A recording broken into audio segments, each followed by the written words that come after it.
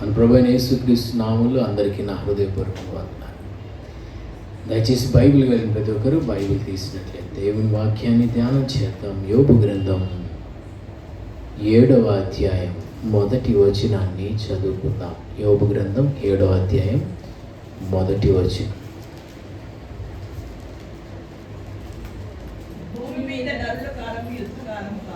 భూమి మీద నరుల కాలము యుద్ధ కాలము కాదా? వారి దినములు కూలి వారి దినముల వంటివి కావు. ఇక్కడ దేవుని వాక్యం సెలవిస్తుంది, భూమి మీద నరుల కాలము యుద్ధ కాలము కాదా? అదొక ప్రశ్నలాగా మనకు కనపడుతుంది కదా. ఆ ప్రశ్నకు మీరు ఇచ్చే జవాబు ఏంటి? ఎస్ కదా? ఎస్.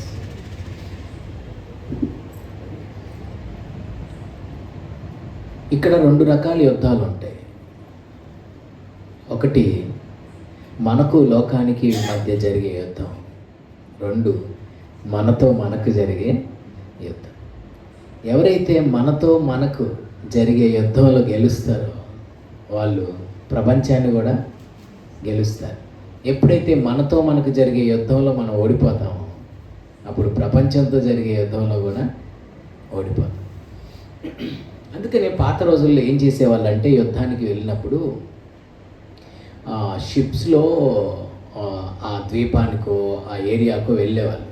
వెళ్ళిన వెంటనే వారు చేసే ఫస్ట్ పని ఏంటంటే, ఏ షిప్స్లో అయితే వెళ్ళారో ఆ షిప్స్ని తగలబెట్టేసేవారు. ఆ షిప్స్ని తగలబెట్టడం వల్ల ఉపయోగం ఏంటంటే, ఇక వాళ్ళ ముందున్న ఒకే ఒక ఛాన్స్, డూ ఆర్ డై. అదే ఆ పడవలు ఉన్నాయనుకోండి, ఒక్కడు స్టార్ట్ అయ్యాడంటే రిటర్న్ అవ్వడం, ఇక మిగతాలు మొత్తం ఎక్కువ వచ్చేసేస్తారు. అందుకని వాళ్ళు రిటర్న్ అంటే బ్యాక్ స్లైడ్ అవ్వడానికి కానీ వెనుక తిరగడానికి కానీ అవకాశం లేకుండా చేసేసుకుంటారు. సో ఈ ఆత్మీయ యుద్ధం మనము ఎప్పుడూ ఒక అవగాహన గ్రహింపుతో ఉండాలి. అదేంటంటే, నేను ఒక ఆత్మీయ యుద్ధ రంగంలో ఉన్నాను. Spiritual battle field, spiritual warfare. మనం ఒక ఆత్మీయ యుద్ధ రంగంలో ఉన్నామని, మనం ఒక ఆత్మీయ యుద్ధ వీరులము అనే ఆ గ్రహింపు ఎప్పుడైతే మనకు వస్తుందో, మన మీదకి ఏదో తెలియని ఒక పవర్, ఏదో తెలియని ఒక బర్డెన్, ఏదో ఒక తెలియని ఒక బాధ్యత కూడా వచ్చేస్తుంది. ఇప్పుడు చూడండి, మనం కామన్ మ్యాన్ అనుకుంటే ఉండే ఆ బాధ్యతకను, నేను ఒక భారతదేశ సైన్యంలో ఒక సైనికుడిని అనే ఆ గ్రహింపు అవగాహనకు ఉండే బాధ్యతకి తేడా ఉందా లేదా? సైనికుడికి ఉండే బాధ్యత వేరు, కామన్ మ్యాన్కు ఉండే బాధ్యత వేరు. సో నువ్వు ఒక సైనికుడివి అనే ఆ అవగాహనలోనికి రావాలి. నేను సైనికుడిని ఏంటండి, నేను అసలు ఏముంది ఇక్కడ, యుద్ధం ఏముందని మీరు అనుకుంటున్నారేమో. అంధకార అదృశ్య శక్తులతో మనకు ఒక తీవ్రమైన యుద్ధం ప్రతిరోజు మనకు తెలియకుండానే జరుగుతూనే ఉంది. ఇన్విజిబుల్ వార్ఫేర్ ఇది. మన ప్రాణ ఆత్మ దేహాల మీద సాతాను యొక్క అటాక్ ఎప్పుడూ జరుగుతూనే ఉంది. మన మైండ్ మీద, మన హార్ట్ మీద, మన థాట్స్ మీద సాతాను యొక్క ఎఫెక్ట్ అనేది పడతానే ఉంది. మనకు తెలియకుండానే మనలో కలిగే డిప్రెషన్స్ కావచ్చు, మనకు కలిగే సూసైడల్ థాట్స్ కావచ్చు, మనకు కలిగే ప్రతి డైవర్షన్స్ కావచ్చు, డిస్ట్రాక్షన్స్ కావచ్చు, ఇవన్నీ కూడా దీని వెనక పనిచేస్తున్న కొన్ని అంధకార శక్తుల యొక్క ప్రభావమే. We're always under the attack of the devil 24/7. 24/7 మనం డెవిల్ యొక్క అటాక్ కిందే ఉన్నాం. డెవిల్తో వార్ఫేర్తోనే ఉన్నాము. డెవిల్తో మనం యుద్ధంలోనే ఉన్నాము. మనందరూ బాగా తెలిసి ఎఫెసీ పత్రికలో చదువుతాం కదా, 6వ అధ్యాయంలో, అధికారులు, ప్రధానులు, ప్రస్తుత అంధకార సంబంధులకు లోకనాథులు, ఆకాశ మండలం అందున్న దురాత్మ సమూహాలు. అంధకార శక్తులతో ఒక అదృశ్యమైన పోరాటం. మనం ఏదో క్యాజువల్గా జాలీగా హ్యాపీగా లైఫ్ని లీడ్ చేద్దామంటే కుదరదు.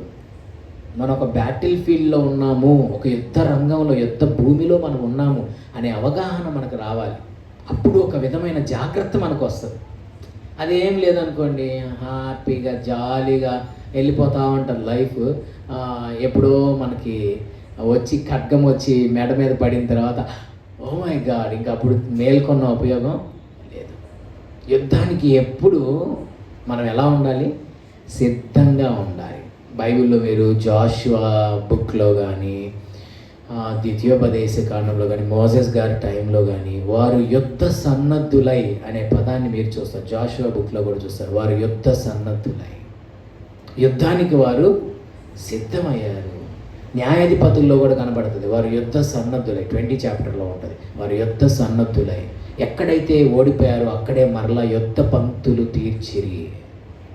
యుద్ధానికి ఎప్పుడు స్పిరిచువల్ వార్ఫేర్కి, స్పిరిచువల్ బ్యాటిల్ చేయడానికి ఎప్పుడు మనం సిద్ధంగా ఉండాలి.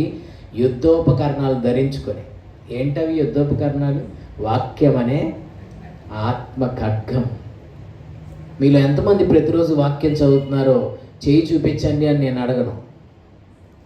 చెయ్యి అనగానే కొంతమంది గుండెల్లో రైలు పరిగెడతాయి. అసలు బీపీ 102కి వెళ్తుంది, హార్ట్ బీట్. నేనేం చెయ్యి చూపించమని అడగను. ప్రతిదినం వాక్యం అనే ఆత్మ ఖడ్గాన్ని మీరు ఎంతమంది ధరించుకుంటున్నారు?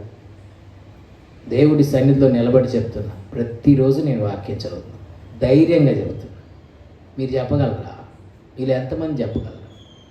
ఇన్ని అధ్యాయాలు చదువుతున్నాను నేను చెప్పకూడదు, కానీ ఎక్కువే చదువుతున్నాను. అది బూస్టింగ్ అవుతుంది, అందుకని చెప్పట్లా. కానీ ప్రతిదినం మాత్రం చదువుతున్నాను. ఒకవేళ ఒక దినం చదవటం మిస్ అయినా నెక్స్ట్ డే ఖచ్చితంగా అది కంప్లీట్ చేసుకుంటాను. ఆ మాత్రం ఒక సిస్టమ్, ఆ మాత్రం ఒక డిసిప్లిన్ మన భక్తిలో లేకపోతే మనం అసలు దేవునిలో ఎదగలేము, ఫలించలేము, ఆయన చిత్తాన్ని చేయలేము. జయ జీవితం, హోలీ లైఫ్ని, విక్టరియస్ లైఫ్ని మనం చేయడం ఇంపాసిబుల్. అసలు ఈ స్పిరిచువల్ బ్యాటిల్ ఫీల్డ్లో అత్యంత ప్రాముఖ్యమైనది ఏంటంటే వాక్యం అనే ఆత్మ ఖడ్గం. మీకు కొంచెం చిన్న క్లారిటీ ఇస్తే అర్థమైంది దాని యొక్క వాల్యూ ఏంటో. వాక్యం అనే ఆత్మ ఖడ్గం యొక్క వాల్యూ ఏంటి? బ్యాటిల్ ఫీల్డ్లో, ఈ యుద్ధ రంగంలో ఖడ్గం యొక్క ప్రాముఖ్యత ఏంటి? ఎఫెసీ పత్రిక 6వ అధ్యాయంలో, తీయొద్దులు ఎవరు జస్ట్ వినండి, చాలా యుద్ధోపకరణాలు ఉన్నాయి. శిరస్రాణము, సర్వాంగ కవచము, బ్రెస్ట్ ప్లేట్, విశ్వాసం అనే డాలు, వాక్యం అనే ఆత్మ ఖడ్గం, నీతి అనే మైమరు, సత్యం అనే దట్టి, కాళ్ళకు సమాధాన సువార్త వలనైన సిద్ధ మనసు అనే జోడు. ఇవన్నీ కూడా యుద్ధోపకరణాలు, యుద్ధానికి మనము ధరించుకోవాల్సిన ఉపకరణాలు. మీరు ఇక్కడ కొంచెం జాగ్రత్తగా అబ్జర్వ్ చేస్తే మిగిలిన యుద్ధోపకరణాలన్నీ కూడా, అది శిరస్రాణమే కావచ్చు, బ్రెస్ట్ ప్లేటే కావచ్చు, నీతి అనే మైమరువే కావచ్చు, సిద్ధ మనసు అనే జోడే కావచ్చు, విశ్వాసం అనే డాలే కావచ్చు, ఇవన్నీ కూడాను నిన్ను నువ్వు కాపాడుకోవడానికి ఉపయోగపడతాయి. కానీ ఇది ఉంది చూసారా, ఇది ఒక్కటి మాత్రమే టు అటాక్ ద ఎనిమీ. శత్రువుని అటాక్ చేయడానికి నీ దగ్గర ఉన్న ఒకే ఒక్క ఆయుధమే వాక్యం అనే ఆత్మ ఖడ్గం. జీసస్ క్రైస్ట్ వైల్డర్నెస్లో 40 దినాలు ఆయన ఆ అరణ్యములో ఉపవాస ప్రార్థనలో శత్రువైన సాతానును ఎదిరించడానికి ఆయన ఉపయోగించిన ఆయుధం కూడా వాక్యం అనే ఆత్మ ఖడ్గం.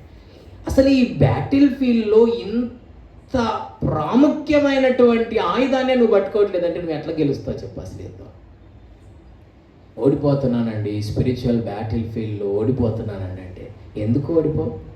అసలైంది నీ చేతుల్లో లేదు కదా. వాక్యం అనే ఆత్మ ఖడ్గం అనేది ఈ బ్యాటిల్లో అత్యంత ప్రాముఖ్యమైనది. ఇంతగా చెప్పిన తర్వాత కూడా మీరు ప్రతిదినం వాక్యాన్ని నేను ఈ రోజు నుండి క్రమం తప్పకుండా నేను చదువుతానని ఒక తీర్మానంలోనికి మీరు రాలేకపోతే అనవసరం ఇంక భక్తి చేయడం అనవసరం. ఈ వాక్యం అనే ఆత్మ ఖడ్గం యొక్క ప్రాముఖ్యత, ఇంపార్టెన్స్ ఎంత ప్రాముఖ్యమైనదో తెలుసుకున్న తర్వాత కూడా ప్రతిరోజు 4:30కి ప్రతి ఆదివారం 4:30కి మా చర్చిలో యూత్ మీటింగ్ జరిగింది. ప్రతి ఆదివారం ఒక యూత్ చేత, సిస్టర్ కానీ బ్రదర్ కానీ ఎవరో ఒకరి చేత ప్రతి ఆదివారం వారానికి ఒకరి చేత ఒక మిషనరీ స్టోరీ చెప్పిస్తాం. ఒక మిషనరీ స్టోరీ అంటే మిషనరీస్ ఉంటారు కదా, వేరే దేశం నుండి వచ్చి మన దేశంలో సేవ చేసిన వాళ్ళు కానీ, ఆయా ప్రాంతాల తెగలకు, సువార్త అందని ప్రాంతాలకు, తర్వాత నరమాంస భక్షకుల మధ్యలో సేవ చేసిన వాళ్ళు ఉంటారు కదా, అలాంటి మిషనరీ స్టోరీ చెప్పిస్తాం. ఇది ఎందుకు చెప్తున్నా అంటే, ఇప్పుడు ఈరోజు ఒక సిస్టర్ చెప్పిన ఒక మిషనరీ స్టోరీ ఏంటంటే, విలియం టిండేల్ అనే ఒక దైవజనుడి గురించి ఈరోజు మిషనరీ చెప్పడం జరిగింది. ఇంగ్లీష్లోకి బైబిల్ని తర్జుమా చేయడానికి సజీవముగా ఇంగ్లీష్లోకి తర్జుమా చేసినందుకు సజీవంగా దహనం చేసేసారు. ఆయన చేస్తారని ఆయనకి ముందే తెలుసు, తెలియకుండా అనుకోకుండా జరిగింది కాదు. నువ్వు గనక ఇంగ్లీష్లోకి బైబిల్ని తర్జుమా చేస్తే నిన్ను సజీవంగా దహనం చేసేస్తాము అని ఎప్పుడో రూల్స్ పాస్ అయి రెడీగా ఉన్నాయి. తెలిసి కూడా ఇంగ్లీష్లోకి బైబిల్ని తర్జుమా చేశాడు, ప్రాణాలకు తెగించి. ఎందుకంటే ఆయన దర్శనం ఏంటంటే,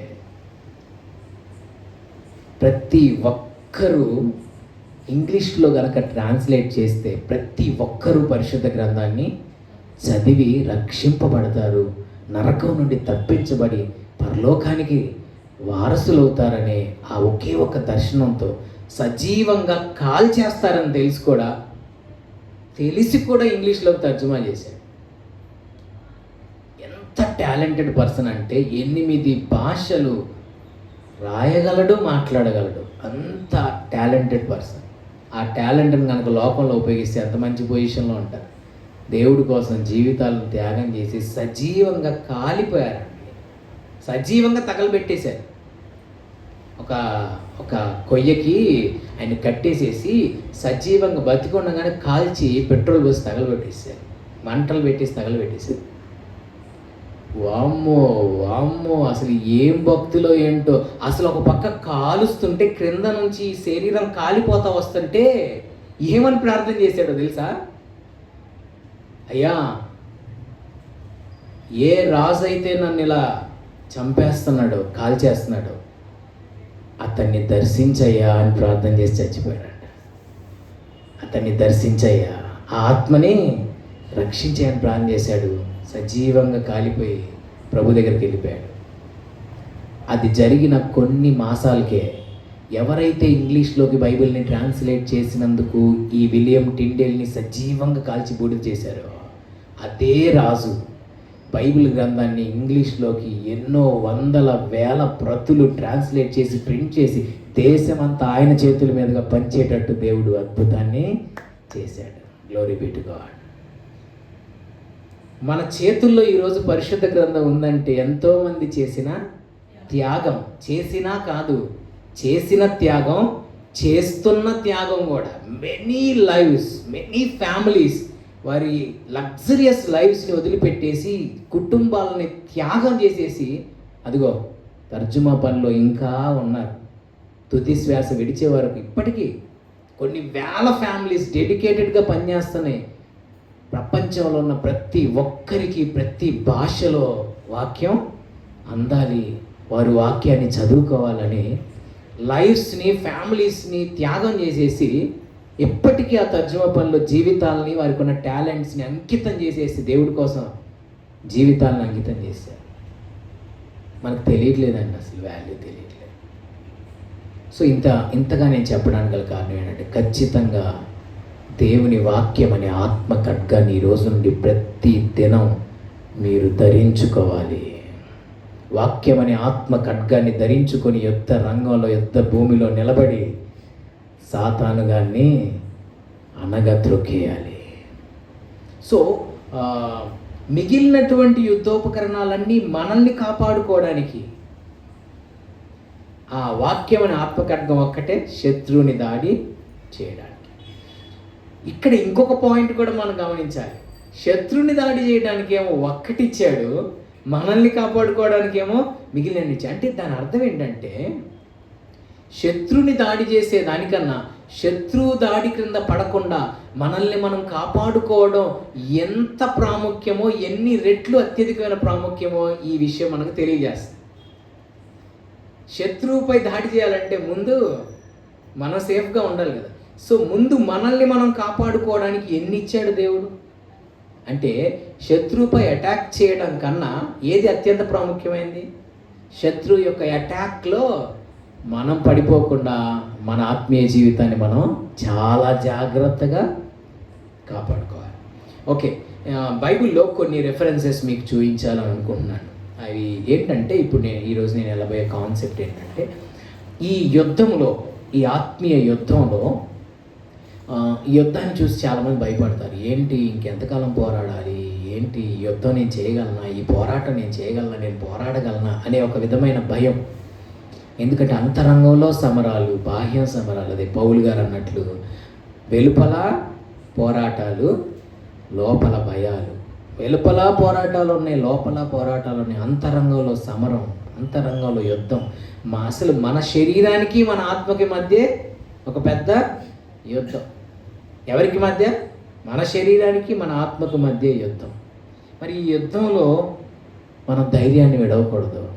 దావీదు అంటాడు, యుద్ధంలో నేను ధైర్యాన్ని విడవను అంటాడు. చదువుదామన్నమాట కీర్తన. ఈ యుద్ధంలో నువ్వు ధైర్యాన్ని వదిలిపెట్టకూడదు.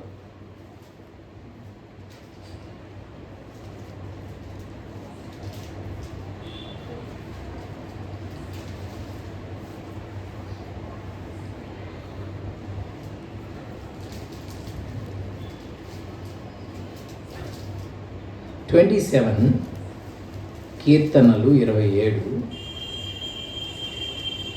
3వ వాక్యాన్ని చదువుకుందాం. 27వ కీర్తన 3వ వాక్యం.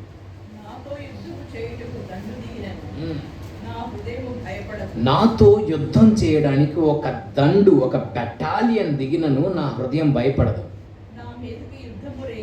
నా మీదికి యుద్ధం రేగినను ధైర్యాన్ని నేను విడువకుందును. యుద్ధం రేగిన, నా మీదకి ఒక పెద్ద దండు దిగిన నా హృదయం భయపడదు. నా మీదికి యుద్ధం రేగిన దాంట్లో నేను ధైర్యాన్ని విడవను, ధైర్యాన్ని నేను కోల్పోను. అసలు ఎలా చెప్పగలుగుతున్నాడు ఆ మాట? ఒక దండు దిగినా ఆయనకు భయం లేదంట, ఆయన హృదయం భయపడదంట. ఈరోజు నా ప్రస్తుతం నువ్వు ఏ బ్యాటిల్ గుండా వెళ్తున్నావో నాకు తెలియదు, లేదా భవిష్యత్తులో నువ్వు ఎలాంటి బ్యాటిల్స్ గుండా నువ్వు వెళ్ళబోతున్నావో, దేవుడు నిన్ను తీసుకెళ్ళబోతున్నావు నాకు తెలియదు. కానీ ఈరోజు నేను మీకు వాక్యం ద్వారా ఇవ్వాలనుకున్న కొన్ని ప్రోత్సాహాలు, కొన్ని ఎంకరేజ్మెంట్స్. ప్రస్తుతం నువ్వు ఉన్న యుద్ధాన్ని చూసి కానీ భయపడొద్దు. భవిష్యత్తులో నీ లైఫ్లో రాబోతున్న స్పిరిచువల్ బ్యాటిల్స్ని గురించి కూడా నువ్వు భయపడద్దు. దావీదు అంటున్నాడు, నేను ధైర్యాన్ని విడవను, నేను అసలు భయపడను, నా హృదయం భయపడదు, ఏ యుద్ధాన్ని చూసినా భయపడదు. ఎందుకంటే దాని ఆన్సర్ 18వ కీర్తనలో రాశాను. 18వ కీర్తన 34వ వాక్యంలో ఒక మాట అంటాడు. 18వ కీర్తన 30. నా చేతులకు యుద్ధము చేయ నేర్పువాడు ఆయనే, నా బాహువులు ఇత్తడి విలువను ఎక్కుపెట్టు. చూడండి, ఇక్కడ అన్నాడు, నా చేతులకు యుద్ధం చేయ నేర్పువాడు. ఏంటంటే ఆయన ధైర్యం, నాకు యుద్ధం చేయడం నేర్పించేవాడు. మీకు చిన్న క్లారిటీ ఇస్తాను. యుద్ధం చేయడం మనుషులు నేర్పిస్తే బాగుంటుందా, మనకి దేవుడు నేర్పిస్తే బాగుంటుందా? చిన్న డిఫరెన్స్ చెప్తాను. గొల్యాతుకు దావీదుకు మధ్య యుద్ధం జరుగుతుంది. గొల్యాతుని చూసిన ప్రతి ఒక్కరూ భయపడి పారిపోతున్నారు కదా. ఇశ్రాయేలీయులందరూ గొల్యాతును చూసి భయపడి పారిపోగా అని రాయబడింది వాక్యం. చూసి భయపడి పారిపోతున్నారు. కానీ ఒక బాలుడు మాత్రం వీడెంత అనుకుంటూ వస్తున్నాడు. మరి అతని స్ట్రెంగ్త్ తెలిసి అంటున్నాడో, మరి బాల్యతనంలో తెలియక అంటున్నాడో అని సౌలుకి అర్థం కాక, నాయనా అయ్యా నువ్వు బాలుడవు, నీకు బలం సరిపోదయ్యా, వద్దయ్యా నా మాట విను. లేదు సార్, యుద్ధం యొక్క సింహము యొక్క బలము నుండి, ఎలుగు వంటి యొక్క బలము నుండి నన్ను రక్షించిన యెహోవా ఈ సున్నతి లేని ఫిలిస్తీని చేతిలో నుండి కూడా నన్ను తప్పక రక్షిస్తాడు. గొల్యాతు గురించి ఉన్న టెస్టిమోనీ ఏంటంటే, సౌలు ఇస్తున్న సాక్ష్యం. బాబు, వాడు బాల్యము నుండి యుద్ధాభ్యాసం చేసినవాడు. ఏం చెప్తున్నాడు గొల్యాతు గురించి? అతను చిన్నప్పటి నుంచి యుద్ధాభ్యాసం చేసినవాడు. మరి మన దావీదో హే హే హే హే డ్రర్, అది సంగతి. గొర్రెలు కాసుకోవడం తప్పితే ఆయనకేమీ తెలియదు. ఇప్పుడు మీరే చెప్పండి, యుద్ధం కనుక సరే దేవుడు యుద్ధం చేశాడు, అది మనకు స్టోరీ తెలుసు కాబట్టి మనం చెప్తున్నాం. మామూలుగా మీ ముందే ఆ సీన్ ఉందనుకోండి, ఎవరు గెలుస్తారు? క్యాజువల్గా చెప్పేయచ్చు, ఖచ్చితంగా తడుముకోకుండా చెప్పేయచ్చు, గొల్యాతు గెలుస్తాడు. కానీ ఇక్కడ గొల్యాతు గెలవలేదు, దావీదు గెలిచాడు. గొల్యాతుకి మనుషులు యుద్ధాన్ని నేర్పించారు, దావీదుకి దేవుడు యుద్ధాన్ని నేర్పించాడు. గొల్యాతు తన బలం మీద ఆధారపడుతున్నాడు, దావీదు the lord is my strength అంటాడు, దేవుడే నా బలం. ఆ మాట కూడా అంటాడు చూడండి 18వ కీర్తనలో 39, 18:39. యుద్ధమునకు నీవు నన్ను బలము ధరింపచేసితివి, నా మీదకి లేచిన వారిని నా కింద అణిచివేసితివి. చూడండి, యుద్ధం నాకు నేర్పేవాడు నా దేవుడే అన్నాడు, ఫస్ట్ పాయింట్. రెండోది, యుద్ధానికి నాకు ఆయన బలాన్ని ధరింపచేస్తున్నాడు. గొల్యాతు మనుషుల దగ్గర యుద్ధం నేర్చుకున్నాడు, దావీదు దేవుని దగ్గర యుద్ధం నేర్చుకున్నాడు. నిజంగా నాకు అనిపిస్తుంది ఇది వాక్యం చదివేటప్పుడు, దేవుడే మన కోచ్గా ఉంటే, దేవుడే మన ట్రైనర్గా ఉంటే, దేవుడే మన దగ్గరుండి మనకు యుద్ధాన్ని నేర్పిస్తే ఎంత అద్భుతంగా ఉంటుందండి మన లైఫ్, ఎంత గ్లోరియస్గా ఉంటుంది. ఆయనే మన ట్రైనర్గాను, ఆయనే మన కోచ్గాను, లేదంటే ఆయనే మనకు యుద్ధాన్ని నేర్పించే వ్యక్తిగా ఆయన దగ్గరుండి ఆయన ఈరోజు నీకు ఇస్తున్న ప్రామిస్ ఏంటంటే, నువ్వు నీ లైఫ్లో వస్తున్న స్పిరిచువల్ బ్యాటిల్స్ని గురించి భయపడమాక, నేనే నీకు యుద్ధం ఎలా చేయాలో నేర్పించబోతున్నాను. మన దేవుడు మనకున్నాడు, యుద్ధం ఎలా చేయాలో ఆయనే దగ్గరుండి నీకు ఆయన నేర్పిస్తాడు. Do not worry, do not fear. ఆ స్పిరిచువల్ బ్యాటిల్ ఎలా చేయాలో దేవుడే నీకు దగ్గరుండి నేర్పిస్తాడు. న్యాయాధిపతుల గ్రంథం 3వ అధ్యాయం 2వ వచనంలో ఏమని ఉంటుందో తెలుసా? యుద్ధము చేయవారికి నేర్పునట్లు యెహోవా ఉండనిచ్చిన జనములు ఇవి అంటాడు. చదువుదాం అన్నమాట. న్యాయాధిపతుల గ్రంథం 3వ అధ్యాయం 2వ వచనం. దేవుడే కొంతమంది శత్రువుల్ని ఉండనిచ్చాడంట. ఎందుకయ్యా అంటే 3:2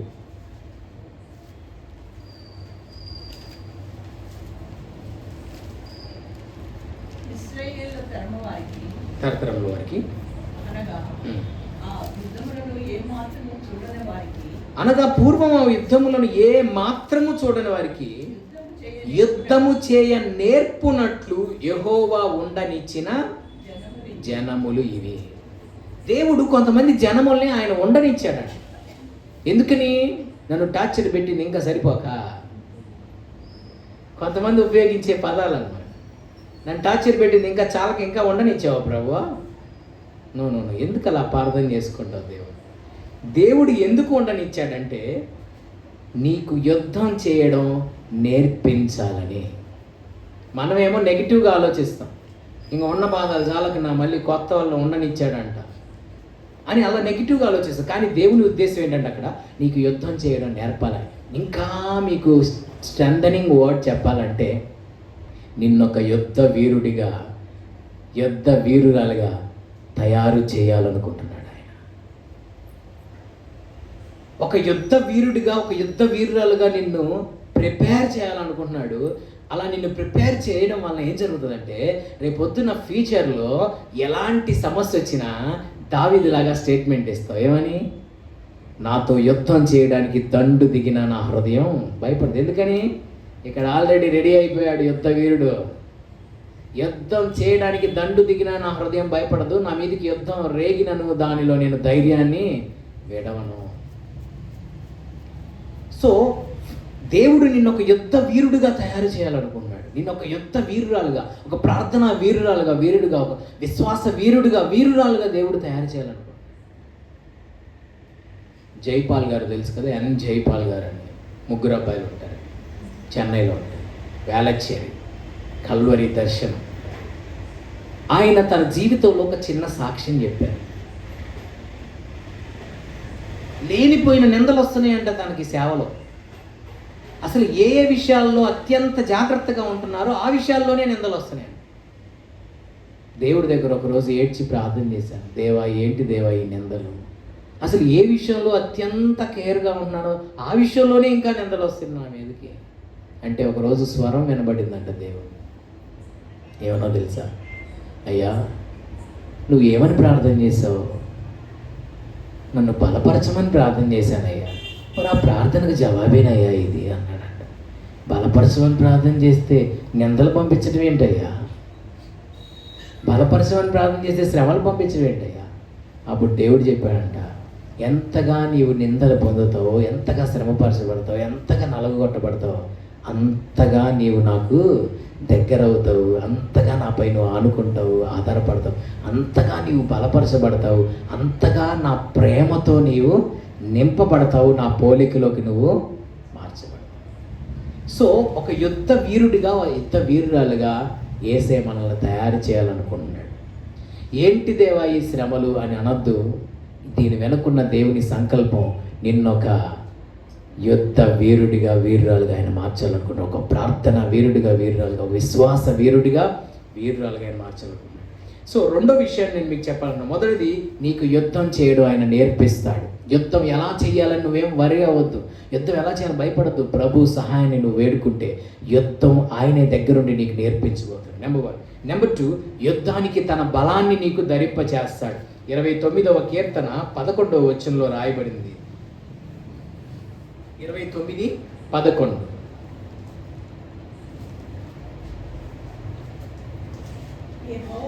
యెహోవా తన ప్రజలకు బలమును అనుగ్రహించును.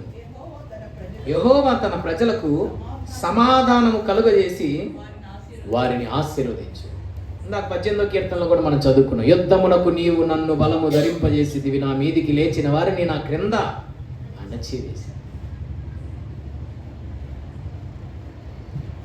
దేవుని బలం ఎంత గొప్పదో చెప్తా వినండి. దేవుని బలం ముందు, దేవుని బలము పొందుకున్న దావీదు ముందు సింహము యొక్క బలం నిలబడలేకపోయింది. దేవుని బలాన్ని పొందుకున్న దావీదు ముందు ఎలుగుబంటి యొక్క బలం నిలబడలేకపోయింది. దేవుని బలమును ధరించుకున్న దావీదు ముందు గొల్యాతు బలం కూడా నిలబడలేకపోయింది. ఎందుకు గొల్యాతు, సింహము, ఎలుగుబంటి దావీదు ముందు నిలబడలేకపోయారంటే వాటి బలాలన్నిటికీ మించిన దేవుని బలమును ఆయన ధరించుకున్నాడు. Do not worry. సింహమును బలమును చూసి భయపడద్దు, ఎలుగుబంటి బలాన్ని చూసి భయపడద్దు. మన ఆషేర్ ఆండ్రూ గారు పాటలో రాసినట్లు, గొల్యాతును పుట్టించినది దావీదును హెచ్చించుటకే అని రాసినట్లు.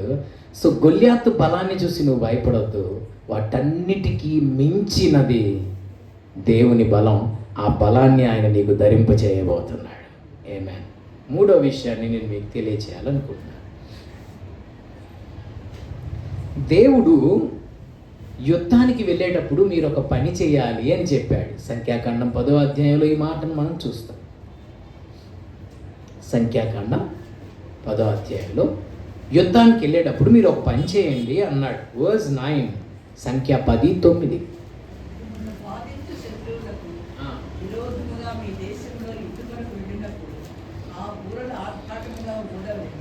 అప్పుడు మీ దేవుడైన యెహోవా సన్నిధిని మీరు జ్ఞాపకముకు వచ్చి మీ శత్రువుల నుంచి రక్షింపబడు. చూడండి, మీ దేశములో యుద్ధమునకు మీరు వెళ్ళినప్పుడు దేవుడు ఒక కండిషన్ చెప్తున్నాడు. మీరు యుద్ధానికి వెళ్ళేటప్పుడు ఒక పని చేయాలి. ఏంటంటే అది బూరలను ఆర్భాటముగా ఓదాలి. ఎలా ఓదాలండి? ఆపి ఓదాలా? ఆగి ఓదాలా? ఆగి ఓదమన్నాడా? ఆర్భాటంగా ఓదమన్నాడు. ఆర్భాటంగా అంటే అదొక కంటిన్యూస్ హార్న్ మోగాలి, కంటిన్యూస్గా. ఆర్భాటముగా అంటే అర్థం కంటిన్యూస్గా. వద్దులే, మళ్ళీ బాక్సులు పోతాయేమో. సో ఆర్భాటముగా ఓదాలి. అప్పుడు ఏం జరుగుతుంది? అప్పుడు మీ దేవుడైన యెహోవా సన్నిధిని మీరు జ్ఞాపకమునకు వచ్చి మీ శత్రువుల నుంచి రక్షింపబడతారు. కొర్రపాడులో మాకు ఒక చర్చి ఉంది, బ్రాంచ్ సత్తెనపల్లి దగ్గర కొర్రపాడులో.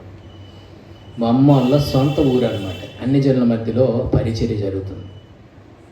ఊరికి ఇంకా చివరిలో మా చర్చి. జాన్వేస్లన్న సునీత అక్క కూడా వచ్చారు మీటింగ్స్ పెట్టినప్పుడు. ఊరికి ఇంకా చివరి మా చర్చి. ఇక చర్చి దాటితే మొత్తం పొలాలే అనమాట. ఇక ఒక ఇల్లు కనపడదు, లాస్ట్ బిల్డింగ్ మాదే. ఇటంతా ఊరు ఉంటుంది, ఇటు మొత్తం పొలాలు. ఈ పొలాలకు వెళ్ళే వాళ్ళందరూ, ఒకరోజు నేను చర్చిలో కూర్చొని ప్రార్థన చేసుకుంటాను. నేను ఎప్పుడన్నా ఒకసారి వెళ్తుంటా, అక్కడ కిరణ్ పాస్టర్ గారు అని ఆయన సేవ చేస్తాను, మన బ్రాంచ్ పాస్టర్ గారు. ఎప్పుడన్నా ఒకసారి వెళ్తుంటా. నేను చర్చిలో కూర్చొని ప్రార్థన చేసుకుంటే చర్చి ముందు నుంచి వెళ్ళే ప్రతి బండి హారన్ మోగెత్తున్నారు, పీప్ అని కొడుతున్నారు. నేను అక్కడ పాస్టర్ గారిని అడిగా, ఇక్కడ పొలాలు తప్పితే ఏం లేవు, వెహికల్స్ ఏమి లేవు, వెళ్ళేవాడల్లా హారన్ కొడతాడు, ఏమున్నాయి అడ్డం అసలు వెహికల్స్ అంటే? లేదన్నా, దాంట్లో ఒక మర్మం ఉంది.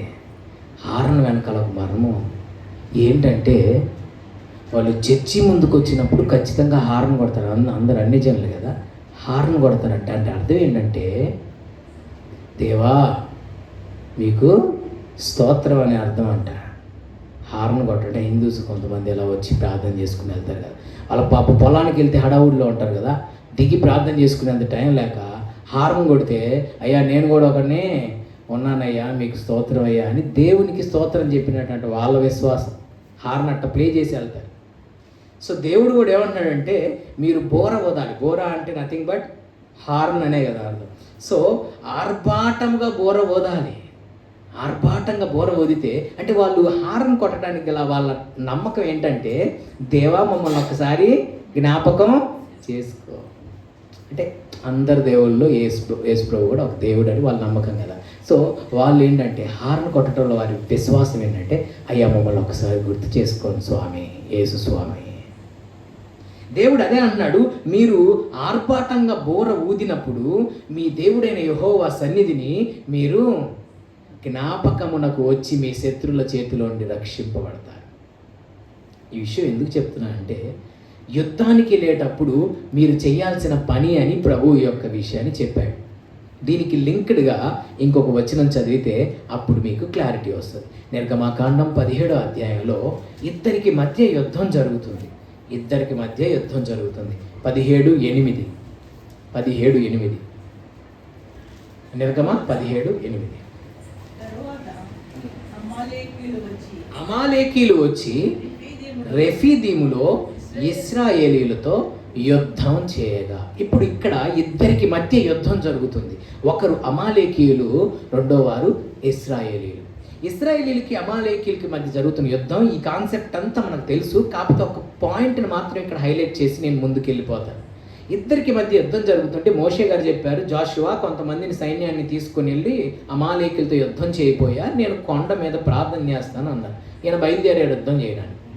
మోషే గారు కొండ మీద ఉండి చేతులు ఎత్తి ప్రార్థన చేస్తున్నారు. ఆయన చేతులు ఎత్తినప్పుడు ఇశ్రాయేలీలు గెలుస్తున్నారు. ఆయన చేతులు దించినప్పుడు శత్రువులు అమాలేకీయులు గెలుస్తున్నారు. ఇది నేను ధ్యానం చేస్తుంటే నాకు అనిపించిన విషయం ఏంటంటే, ఈ విజయం అనేది కేవలం మోషే గారి యొక్క ప్రార్థన మీదే ఆధారపడినట్లుగా మనకు అర్థమవుతుంది. యెహోషువ గారు చేసే ఫైట్ మీద ఆధారపడి లేదు విజయం, మోషే గారు చేస్తున్న ప్రార్థన మీద ఆధారపడింది. చేతులు ఎత్తినప్పుడు విజయం, చేతులు దించినప్పుడు అపజయం. ఒక్క మాటలో చెప్పాలంటే, నీ స్పిరిచువల్ బ్యాటిల్లో విక్టరీ అనేది కంప్లీట్గా నీ ప్రేయర్ లైఫ్ మీదే ఆధారపడి ఉంది. ఇందాక చెప్పాను, వాక్యం అనే ఆత్మకడ్గం బ్యాటిల్లో మోస్ట్ ఇంపార్టెంట్. రెండోది అత్యంత మోస్ట్ ఇంపార్టెంట్, నీ ఆత్మీయ బ్యాటిల్లో నీ విజయం అనేది పూర్తిగా నీ ప్రార్థనా జీవితం మీద ఆధారపడింది. చేతులు ఎత్తుట అనగా ప్రార్థనా జీవితంలో బలంగా ఉండడం అని అర్థం. చేతులు దించుట అనగా ప్రార్థనలో చల్లారిపోవుట లేదా దిగజారిపోవుట లేదా బలహీనపడుట.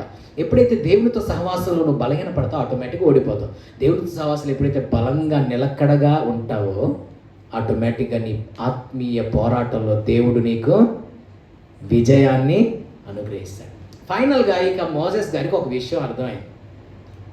పూర్తిగా నా చేతులు ఎత్తుట మీదే ఈ విజయం ఆధారపడి ఉందని ఒక డెసిషన్కి వచ్చారు. చేతులు బరువెక్కినా కానీ పాపం అన్ని చేతులు బరువెక్కిన సూర్యుడు అస్తమించే వరకు చేతులు అలా నిలకడగా అలా ఉంచాడంట. దేవుడు అమాలేకీయులందరినీ పూర్తిగా నిర్మూలన చేసి పరిపూర్ణమైన విజయాన్ని జాషువాకి దేవుడు అనుగ్రహించాడు. ఇక్కడ చేతులు నిలకడగా ఉన్నాయి, ఇక్కడ విజయం నిలకడగా ఉంది. ఎప్పుడైతే ఆయన చేతులు నిలకడలోనికి వచ్చాయో అప్పుడు తుది విజయాన్ని దేవుడు జాషువాకి ఇచ్చాడు. జాషువా గురించి రాసుంటుంది 13వ వచనంలో, యెహోషువ కత్తివాడి చేత అమాలేకు రాజును అతని జనులను గెలిచెను. అది ఫైనల్ విక్టరీ. ఇందాకడ దాకేమో అప్ అండ్ డౌన్స్ కనబడుతున్నాయి, గెలవడం ఓడిపోవడం, కానీ ఇక్కడ గెలిచెను, కంప్లీట్ విక్టరీని అక్కడ మనం చూస్తున్నాం. దానికి గల కారణం ఎప్పుడైతే చేతులు నిలకడగా ఉన్నాయో అక్కడ ఆర్భాటంగా బోరబూదుట అనేది, ఇక్కడ చేతులు నిలకడగా ఉండుట అనేది సేమ్ కాన్సెప్ట్ అన్నమాట. అంటే మనం ప్రార్థనలో ఎప్పుడైతే నిలకడగా ఉంటాం, ఆన్ అండ్ ఆఫ్ భక్తి కాదండి. 4 రోజులు ప్రార్థన చేయడం, 4 రోజులు పడిపోవడం, 4 రోజులు వాక్యం చదవడం, 4 రోజులు పడిపోవడం, 4 రోజులు దేవుడి కోసం నిలబడడం, 4 రోజులు పడిపోతాం, ఇలా కాదండి. దేవుని కొరకు ఎప్పుడైతే ఒక నిలకడగలిగిన భక్తిని నువ్వు చేస్తావో, నిలకడగలిగిన సహవాసం నువ్వు చేస్తావో, ఎక్కడెక్కడైతే నువ్వు ఓడిపోతున్నావో ఏ పోరాటాల్లో, వాటన్నిటిపై దేవుడు నీకు గ్రేట్ విక్టరీ ఇవ్వడం నువ్వు కల్లారా చూస్తావు. అయితే అది ఎప్పుడు జరుగుతుందంటే మోషే చేతులు నిలకడగా ఉన్నప్పుడు మాత్రమే ఆ గొప్ప విజయాన్ని వారు చూడగలిగారు. యుద్ధంలో దేవుడు చేసే 3వ కార్యాన్ని నేను మీకు చెప్పబోతున్నాను. యుద్ధంలో దేవుడు చేసే 3వ కార్యం 1 దినవృత్తాంతములు 5వ అధ్యాయం. అద్భుతమైన మాట రాయబడింది ఇక్కడ యుద్ధాన్ని గురించి. 1 దినవృత్తాంతములు 5వ అధ్యాయం 20, 21, 22 ఈ 3 వచనాలు చదువుకుందాం. 1 దినవృత్తాంతములు 5 అధ్యాయం 20, 21, 22. యుద్ధమందు వారు దేవునికి మొరపెట్టగా ఆయన మీద వారు నమ్మకం ఉంచినందున వారి మొర ఆలకించెను గనుక వారిని జయించుటకు వారికి సహాయము కలిగెను. Okay, then 22. యుద్ధమందు దేవుని సహాయము వారికి కలుగుట చేత శత్రువులనేకులు పడిపోయేది. ఇక్కడ మీకు ఒక పదం కనబడుతుంది, యుద్ధమందు దేవుని సహాయము. దేవుని సహాయం, యుద్ధమందు దేవుని సహాయం. మొదటి చెప్పాను, యుద్ధం నేర్పిస్తాడు, డు నాట్ వరీ. రెండవది, యుద్ధానికి తన బలాన్ని నీకు ధరింపజేస్తాడు. ఆ బలం ఎలుగుబంటి బలం కన్నా గొప్పది, సింహం బలం కన్నా గొప్పది, గొల్యాతు బలం కన్నా గొప్పది, నీ సమస్యలన్నిటి బలం కన్నా గొప్ప బలం అది. మూడవది, యుద్ధమందు ఆయన నీకు సహాయం చేస్తాడు. ఎప్పుడు సహాయం చేశాడు? 21వ వచనంలో వారికి సహాయము కలిగెను అనే మాట మీకు కనబడుతుంది. 21వ వచనంలో వారికి సహాయం కలిగెను. ఎప్పుడు? 20th verse. యుద్ధమందు వారు దేవునికి మొరపెట్టగా. 20లో మొరపెట్టారు, 21లో వారికి సహాయం కలిగింది. ఎలా మొరపెట్టారు? ఆయన మీద వారు నమ్మిక ఉంచినందున ఆయన వారి మొర ఆలకించారు. విశ్వాసంతో మొరపెట్టారు. చాలామంది యొక్క ప్రార్థనకు ఎందుకు జవాబులు రావట్లేదంటే వారు సంపూర్ణమైన విశ్వాసంతో దేవుని సన్నిధిలో ప్రార్థించకపోవడమే. కయ్యూన్ హేబేల్ అర్పణలు అంగీకరింపబడడానికి ఒకరిది, అంగీకరింపబడకపోవడానికి చాలా కారణాలు చెప్తారు చాలామంది. ఈయనేమో శ్రేష్టమైన ఇచ్చాడు, ఆయనేమో ఒడ్లు మరబట్టకుండా ఇచ్చాడు, సంథింగ్ ఏదో చెప్తారు. అన్నిటికన్నా ప్రాముఖ్యంగా నేను గ్రహించినటువంటి మెయిన్ రీజన్ ఏంటో తెలుసా? ఒక ఆయన విశ్వాసంతో ఇచ్చాడు, ఇంకొక ఆయన విశ్వాసం లేకుండా ఇచ్చాడు. నేనేమి ఇన్వెంట్ చేయలేదు, అది హెబ్రీ పత్రిక 11వ అధ్యాయంలో ఉన్న విషయమే. విశ్వాసము చేత హేబేలు కయ్యూను కంటే శ్రేష్టమైన బలిని దేవునికి అర్పించాడు. అక్కడ ఉన్న విషయమే విశ్వాసము. ఈయన విశ్వాసంతో అర్పించాడు, ఈయన విశ్వాసం లేకుండా అర్పించాడు. వీరు ఎప్పుడైతే నమ్మిక ఉంచి దేవుని సన్నిధిలో మొరపెట్టారు. ఏం నమ్మిక? దేవుడు నాకు కార్యం చేయగలడు, నాకు సహాయం చేయగలడు, నాకు విజయాన్ని ఖచ్చితంగా ఇవ్వగలడు అనే నమ్మకంతో మొరపెట్టారు కాబట్టి దేవుడు వారికి సహాయం చేశాడు కదా. యెషయా గ్రంథంలో మనకి 41లో ఒక ప్రామిస్ ఉంటుంది, నేను నీకు సహాయం చేసేదనని చెప్పుచు నీ కుడి చేతిని పట్టుకొనుచున్నాను అంటాడు. దేవుడు మన కుడి చేయి పట్టుకొని మనతో చెప్తున్నమాట, యుద్ధమందు నేను నీకు సహాయం చేస్తాను, డు నాట్ ఫియర్. నీ స్పిరిచువల్ బ్యాటిల్లో నేను నీకు సహాయం చేస్తాను, నీ స్పిరిచువల్ వార్ఫేర్లో నేను నీకు సహాయం చేస్తాను. యుద్ధమందు వీరికి సహాయం చేసిన దేవుడు మనకు కూడా సహాయం చేస్తాడు. యెహోషాపాతు చూడండి, గాడ్స్ హెల్ప్ ఉంటే ఎలా ఉంటుందో విక్టరీ చూడండి. ఒక 2-3 మాటలు గుర్తు చేస్తాను మీకు తెలిసినవే. అబియా అనే ఒక రాజు ఉన్నాడు, వాళ్ళ సన్ ఆసా అనే ఒక రాజు ఉన్నాడు, వాళ్ళ సన్ యెహోషాపాత్ అనే ఒక రాజు ఉన్నారు. ఈ ముగ్గురు రాజులు 3 యుద్ధాలు చేశారు. ఒక్కొక్కరు ఒక్కొక్క చాప్టర్లో ఒక్కొక్క యుద్ధం చేసుకుంటూ వచ్చాయి. ఓకే, 13th చాప్టర్లో ఒక ఆయన యుద్ధం చేశాడు, 14th చాప్టర్లో సెకండ్ దినవృత్తాంతాలు 14th చాప్టర్లో ఒక ఆయన యుద్ధం చేశాడు, 15th చాప్టర్లో ఒక ఆయన యుద్ధం చేశాడు. ఈ 3 యుద్ధాల్లో కూడా మీరు గ్రహించేది ఏంటంటే, అబియా దగ్గర 4 లక్షల మంది సైన్యం ఉన్నారు, యరొబాము దగ్గర 8 లక్షల మంది సైన్యం ఉన్నారు. ఇప్పుడు చెప్పండి, 8 లక్షల మంది ఉన్న సైన్యం ఉన్న యరొబాము గెలుస్తాడా, 4 లక్షల మంది ఉన్న అబియా గెలుస్తాడా? 8 లక్షల మంది ఉన్న యరొబామే గెలవాలి మామూలుగా. ఆశ్చర్యమైన విషయం ఏంటంటే 8 లక్షల మంది ఉన్న యరొబాము 4 లక్షల మంది సైన్యం ఉన్న అబియా చేతిలో ఓడిపోయాడు. ఇంకొక వండర్ఫుల్ వర్స్ ఉంటుంది, అదేంటంటే అబియా బ్రతికినంత కాలం యరొబాము మరలా బలాన్ని పొందలేదని ఉంటుందండి. అంటే వండర్ఫుల్ వర్డ్ అండి. అసలు ఆయన బతికినంత కాలం యరొబాము ఇంకా బలాన్ని పొందుకోలేకపోయాడండి. అంత గొప్ప విజయం. దానికి గల కారణం ఏంటంటే 13th చాప్టర్లో మీరు గమనిస్తే అబియా యరొబాముతో చెప్తాడు, జెరొబాము విను, మాకు లేవీయులు చేయాల్సిన పని లేవీయులే చేస్తున్నారు, యాజకులు చేయాల్సిన పని యాజకులే చేస్తారు, మా పక్షంగా బోరలు ఊదడానికి యాజకులు ఉన్నారు, దేవుడు మాకు తోడుగున్నాడు, నువ్వు దేవుడితో యుద్ధం చేస్తున్నావు, జాగ్రత్త, నువ్వు మా పైన విజయాన్ని పొందలేవు. ఇవేవి యరొబాము దగ్గర లేవు. యాజకుడు లేడు, లేవీయుడు లేడు, ఎవరు చేయాల్సిన పనులు చేయట్లేదు, అనుదిన దహన బలి నైవేద్యం అర్పించబడట్లేదు, బోరలు ఊదడానికి యాజకులు లేరు. కానీ ఉన్నారు చెప్పుకోవడానికి 8 లక్షల మంది సైన్యం. 8 లక్షల మంది సైన్యం ఉన్న దేవుడు తోడుగా లేకపోతే ఉపయోగం ఏంటండి? ఈయన దగ్గర 4 లక్షల మంది సైన్యం ఉన్న ఆయన కాన్ఫిడెన్స్తో చెప్తున్నాడు, దేవుడు మాకు తోడుగా ఉన్నాడు. ఎందుకని? మేము చెయ్యాల్సిన సేవ క్రమంగా చేస్తున్నాం, అర్పించాల్సిన దహన బలులు నైవేద్యాలు క్రమం తప్పకుండా అర్పిస్తున్నాం. లేవీయుల పని లేవీయులు, యాజకుల పని యాజకులు క్రమంగా చేస్తున్నారు, దేవుడు మాతో ఉన్నాడు. అది కాన్ఫిడెన్స్.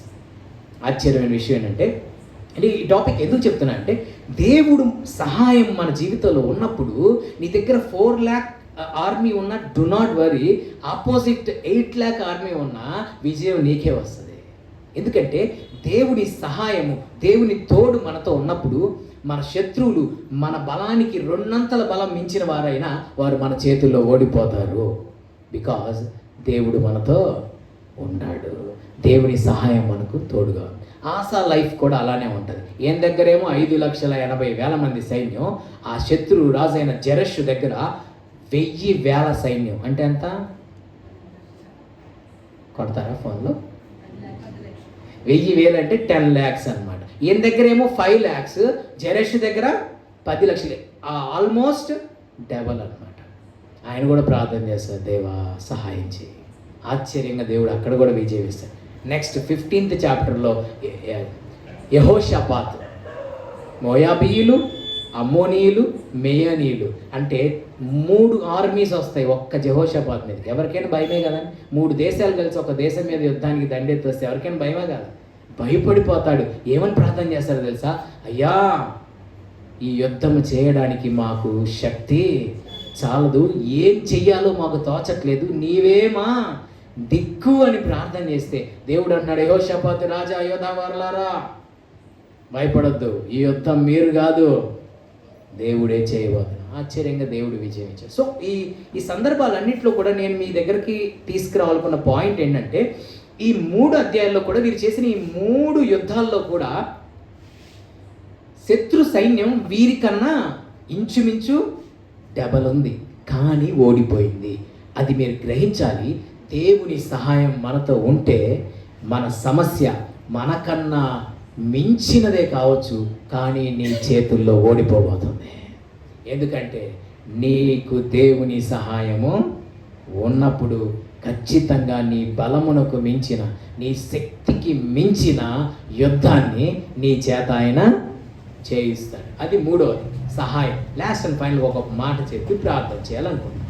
ఫోర్త్ ఏంటంటే యుద్ధమందు దేవుడు మనకు జయాన్ని ఇస్తాడు. చూడండి 44వ కీర్తనలో దావీదు అంటున్నారు, 44వ కీర్తన, ఇది last and final point for today అండి.